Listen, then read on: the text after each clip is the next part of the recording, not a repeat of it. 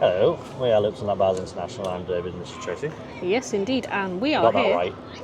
Yeah, we're here at Drayton Manor. Yeah. Now, we're recording this at quarter to 4 in the afternoon because I have got all the vlog files here. We were going to do a full-size vlog for the park, but we've not really done enough to warrant that, and that's partially been the park's fault, partially our fault. Yeah. Because we've done Drayton Manor to death. We don't really want to be re-riding rides over and over again, telling the same stuff that you've heard over and over again. Yeah. But there's some rides that we've skipped because they're just not worth queuing for, such as the Wave, because it says 25 minutes, but when we went up to it earlier on, the queue was right down at the bottom of the stairs, nearly. Which means you've got 2 or 3 levels worth of people to go through. That ain't 25 minutes. Yeah. It takes 25 minutes when you're on the final set of stairs to get into the station. So yeah, obviously I don't blame them for, so it's not like they're overinflating times or anything like that. It's just the Wave is crap for operations. We didn't bother with Loki and things like that as well. Same sort of problem. In the past, you queue a long time for a ride that I don't really feel is worth it, unfortunately. Yeah, it's just been it's been a disappointing day today from Drayton Manor. Park opened at 10:30 as advertised. When we come in, there was Harrods helicopter tours on the board outside saying that was closed. Which is fine. Yep. Not a problem. No mention of that though. Yes, Gold Rush has been down all day, and talking to some other YouTubers, it's been down for quite a while. We don't know what the problem is, but that wasn't advertised.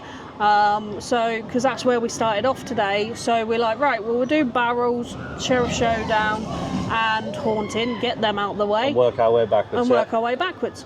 And we were told by staff that they weren't opening until 11, maybe 11:30, going on 12 o'clock for the Haunting, because the maintenance checks hadn't been done yet. And it's just like, hang on, you've opened the park later at 10:30, which is fair enough, but if you're going to do that, all the rides should be open. Yeah, they should be ready. Everyone gets on at Alton Towers for rides not being ready and stuff like that, or Thorpe Park. And Drayton Manor are doing the same thing. I'm not saying that people aren't complaining about it. What I'm saying is that maybe it's a UK-wide thing. Can we stop not being ready for things? If the park says it's open at 10 o'clock, the ride should be ready at 10 o'clock. I do get that, industry shortfalls and stuff like that. We're not insiders. We don't know how things work behind the scenes, and safety is obviously priority. But maybe they should be starting to the safety checks a bit earlier. So that's kind of a big negative. Food prices are a bit of a negative as well. Now, obviously, it's not Aramark crap that's here. At least we don't know of it. The pizzas are incredibly tasty here, but they're expensive. They are, yeah. You are looking at kind of 15, 16 quid a pizza, which, yes, it's pushing on about 13-inch pizza, which between a family of maybe 4 of you, if you're not all massive big eaters, that's kind of average price, and it works out. If you're sharing a pizza, it would be fine, but we're fatties. We eat a full pizza to ourselves. So we're not going to have tea, because we normally, when we do Drayton Manor, we would have a pizza. Yeah, we have something snacky for lunch, and then we'd have big pizza tea, essentially. And that's tea done. So we're going to go elsewhere. Because we did have a look at the chicken place. Was it... £14 for 14 chicken nuggets. I think that did come with chips though, but even so, that's a lot of money. And without a drink, I don't think you came with a drink. And without a drink, and sort of, if it's 1 or 2 of you, you potentially don't mind paying that every now and then. But if you've got a family of say 4 of you at bare minimum, and you're doing that quickly racks up. And I just don't think, even though the food's nice, I don't necessarily think it's too good value for money on the bigger stuff. However, we went in Soda Hall in Thomas Land for lunch today, and we did get a jagged potato with a drink for roughly 9-10 quid, which is a bit cheaper. They were tasty. And filling. I'm still full from it now. They were filling as well, which is a cheaper option, but I feel if Drayton Manor wants to be a family park, it should kind of realise what demographic in a essentially cost of living crisis it's appealing to. Maybe have a few cheaper options. I know that the park is... it was struggling. I don't know if it still is financially or anything like that. Because obviously they've still got Gold Rush to pay off and things like that. I imagine that they've got to get the money back and whatnot. But I don't think massively increasing the food prices is the way forward. Yeah. maybe increase ticket prices. I don't know how they would sort that problem. But anyway, I'm not going to go into the massive ins and outs of it because that's pretty much the sort of the big negatives out of the way. If we come across little ones while we're talking about it, we will do. But we started off our day on Accelerator. Accelerator is Accelerator. There's nothing much to add apart from it's kind of got an identity crisis. Yeah, it's got an identity crisis as an Accelerator because it's still got the old Accelerator, but they're also trying to bring it into essentially a bit more the Western area and make it kind of electric company, which is fine.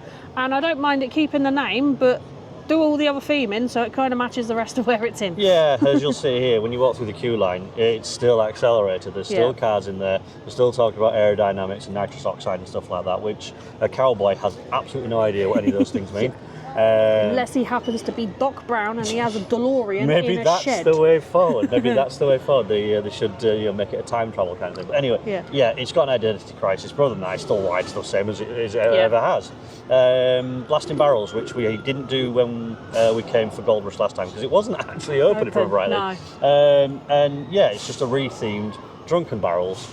I don't think it's as exciting as what it once was. No, we think it is a tiny little bit slower than it used to be, which has taken down the excitement factor. It may very well do. Slightly. I don't know on that one. That's kind of irrelevant to me. Looking at the ride as a whole, the whole ride building is still the same. They've still got the barrels on the wall, but instead of having alcohol and having all the Oktoberfest flags and stuff like that, it literally just says danger explosive all over the place, and it just feels... it's a little bit lacking. Yeah, it's a little bit plain, bit bland. That's it, plain and bland. But it does have a nice effect with the smoke every so often. Yes. So, that's pretty cool. I mean, if you squint really, really hard, it's the same as Marauders Mayhem at Alton Towers, and that one's a bit more exciting because there's cannons and stuff going off. But anyway, that's Blasting Barrels. Next up was Sheriff Showdown, which while I was in the queue for Sheriff Showdown, I did find out that Blasting Barrels is an Intamin. And there's only 3 of them left, as you'll see here. Anyway, Sheriff Showdown, the only negative I have with that one is that one of the guns didn't feel like it was working, but it was actually working. Because when you shoot them, there's like a sort of vibration feedback. That's it. And it didn't feel like it was doing anything. So for the first bit of the ride, I was shooting things, not thinking it was working. Getting score, moved over to a different gun. So I was like, but anyway. Everything was working other than that. Everything was working, all the animatronics were working. The only sort of tiny negative I've got is in the queue line where the grating is and you can see underneath, which is really, really nice. I like that feature. Please run a hoover around it because it's now showing that you've neglected it for kind of at least 2 or 3 years underneath there. And it just needs a bit of a brush and a little bit of a clean. Yeah, it doesn't feel abandoned in a good way. It feels abandoned in an abandoned way. But it's nice to see that old water wheel. I'd like to know what that water wheel was actually for. But if anybody ever knows, you do put in the comments because I like knowing stuff like that. On to we didn't do the haunting. I'm not really that fussed by the haunting, and I've heard that it has been changed. So we probably should have gone in there to see the changes. But it's a 15-minute queue between cycles, which. It's the same sort of problem, leading into a very slight negative. The park has operational problems in that a lot of their rides aren't designed to eat queues. I think Gold Rush probably is the closest you're going to get to that. They take ages to load it. But as I was saying earlier on in the day, all the roller coasters, apart from Gold Rush, only run one train. So they can't eat queues. Anyway, so we didn't do the haunting, but we did do the museum, which is a pretty cool thing to see. Yeah, it's nice to see Drayton Manor's history.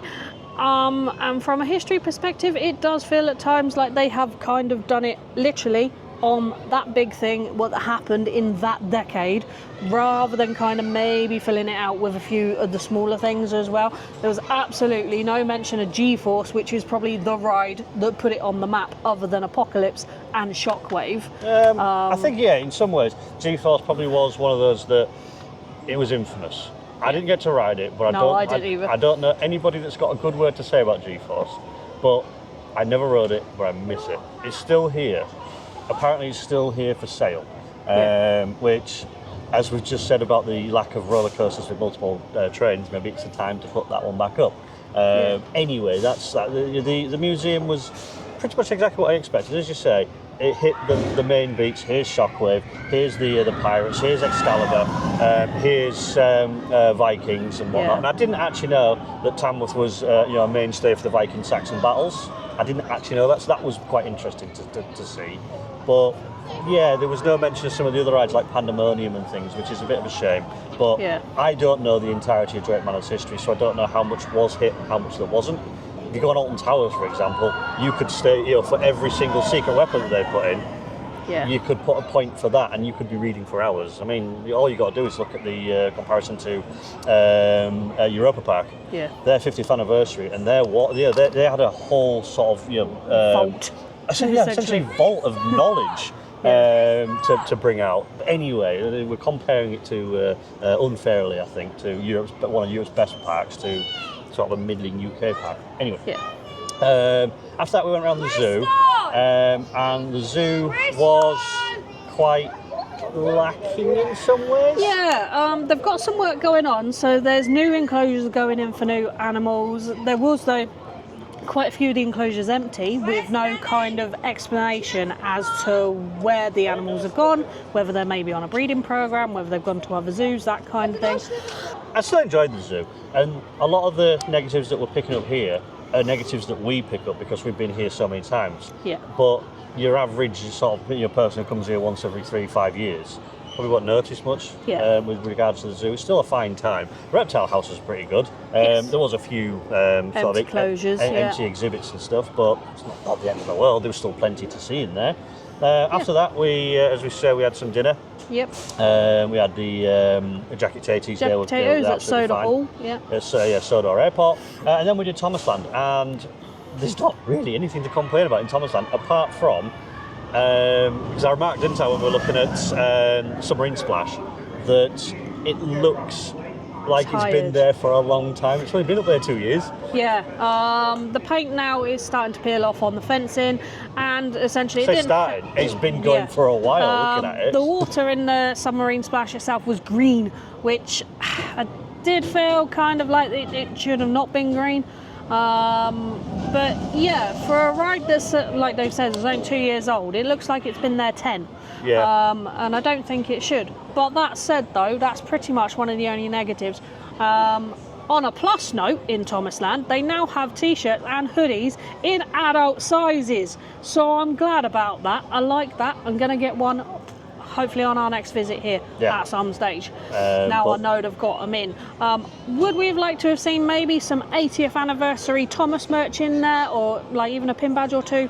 Yes, would have liked to have seen that. Unfortunately, they've not tapped into that, but that might not be a Drayton Manor move.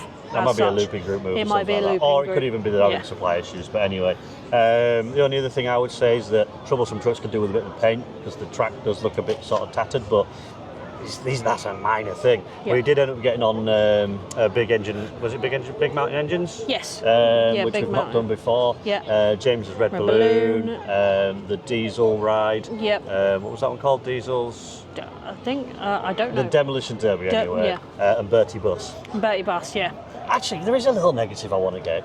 Drayton Manor, please, can we go on Sodo cars? Yes. We're not allowed on because we're adults. We need to either be in a carer situation or have a child. Yeah. And I want to be able to ride that. It's not the best ride in the world, but it's one of those that because I can't have it, I want it. Exactly, yeah. But yeah, other than that, Thomasland is absolutely fine.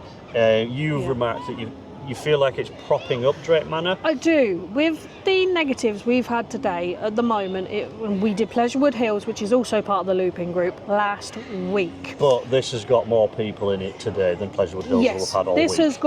This has got more people in it, which is a good thing, but it does feel that looping group isn't kind of too worried about either one of its other British parks that isn't West Midlands Safari Park, potentially about maybe they just don't feel like they're really caring for it, and it's kind of an afterthought. It was the same at Pleasurewood Hills. Stuff's been updated, but not enough for you to sit there and go, woo, kind of thing. And I feel that if Drayton Manor at the moment, especially on today's performance, didn't have Thomasland, then there'd be an awful lot of people going, well, I'm not going, because there's not really anything kind of stellar to go for. It's not that there's nothing here. The wave is worth riding at least once. Yeah. Loki's the only example of its kind in the country. You've got Thor and you've got Sleipnir.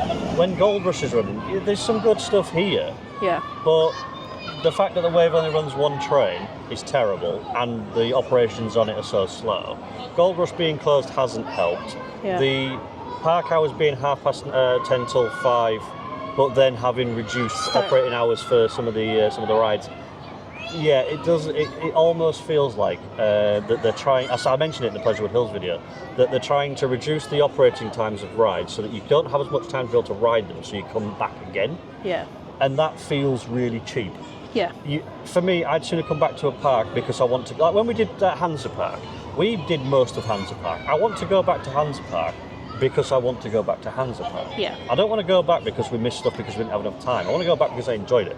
And that's the same thing here. I want to come back because I enjoyed it. And today's been enjoyable. It's not like we've had a terrible time. But it's just not been the best. Yeah. Maybe that's because we don't have a group of us or anything like that. Pleasurewood Hills maybe was the same last week if we hadn't have had the social and stuff. But I still found that there was a lot more to enjoy at Pleasurewood Hills than what there is here, and I think it helps with the fact that everything was a walk on at Pleasurewood Hills. And okay, yes, we've not done the Vikings area today, but also we went back over to go back on the Wave about 10 minutes ago. And once we said queue was down to the door, so we knew the queue was longer than 25 minutes, and it's not, once you've done it once or twice, it's a coaster you can miss, essentially. There's nothing stand out about it now. That's because it used to be standard. Yeah. But as we were coming out of there, we noticed that Storm Force 10 was down, which it's been running all day. It's running, actually, sorry, it is running again now. Just noticed that the water's down. They were doing an evac on that, yes. So that probably is it's a genuine thing. Yeah. Accidents do happen, the things can break down. It's not like Gold Rush where it's not even advertised, it's not being anything. But anyway, before we get taking into every single ride and pulling apart every single problem this park has, we're going to leave it at that, I think. Yeah. We've had a decent enough day. Could be better though. Yeah, I think we've had an all right day. All right day. Yeah. I think we'll probably leave in Drayton Manor for a couple of years now. So on that kind of negatively sour note, we're going to leave you with it. That's Loops and Lap Bars, Dave and Tracy, signing out from Drayton Manor. We are at Alton Towers tomorrow, so we're not expecting amazing things tomorrow, but we're doing a Wicker Man behind the scenes tour and track walks. That's going to be pretty cool. Yeah, that's that. Thank you for watching. Exactly, Sorry for whinging. If you've got anything you want to put in the comments, by all means put it in the comments, because I like having discussions. Discussions lead to things being changed. If Drayton Manor gets changed for the better, then great, because there's a lot that can be done here to improve it. It could be another Pond, but it could also be another Oakwood, and we don't want that. No. No, we've lost one park this year. Bye.